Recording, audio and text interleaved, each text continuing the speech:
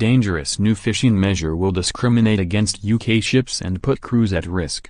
Fergus Ewing, Scotland's Rural Economy Minister, has been left deeply disappointed and frustrated by the new fishing measure that will require fishermen to make daily trips to a port on the island. The politician described his relations with the Isle of Man as extremely fraught and claimed the measure would put livelihoods at risk. He added, "We have put forward a number of alternative measures that would ensure sustainable fishing, and be more targeted, proportionate and, importantly, not disadvantage any one sector of vessels." He also told the Telegraph, "I am deeply disappointed and frustrated that the Isle of Man government has not listened to these alternatives or our concerns, which is why I have been left with no option but to consider invoking the dispute resolution process as set out in the Fisheries Management Agreement. I would urge the Isle of Man government to come to Scotland for further discussions, as we cannot accept such an obviously restrictive measure that would damage our crews carrying out their legitimate fishing activities." The island announced the new rules before Christmas they claimed would protect stocks and prevent overfishing. Scotland argued it only found out about the fishing change on December 22. The scallop industry is worth an estimated £3 million to the country. Reports claim that vessels over 12 meters will be threatened, as they typically only catch a small amount of scallops each day. This would make it hard to justify a trip to the Island of Man. Scottish officials declared the change increases significant health and safety issues and has a clear discriminatory impact on domestic ships.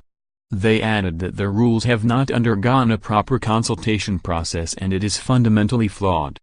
The new measures were delayed from being implemented on Monday thanks to the Scottish government's refusal to accept them. It said they breached a fishery agreement.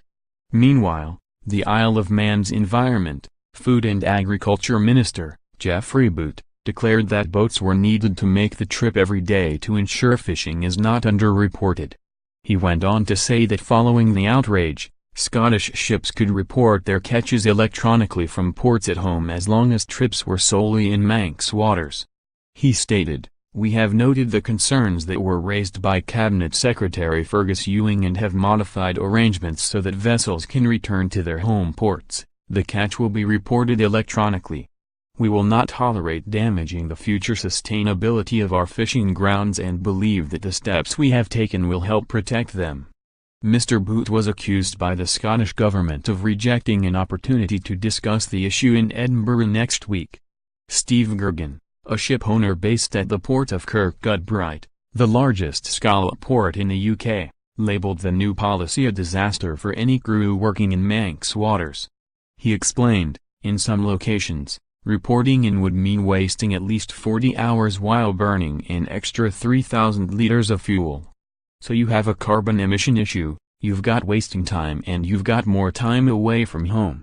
There is also a huge safety factor, as the North Irish Sea is a scary place in the winter months.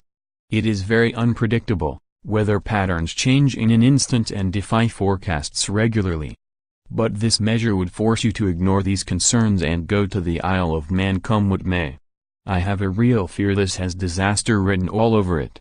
And, ironically, today of all days is the 20th anniversary of the Solway harvester being lost in the North Irish Sea.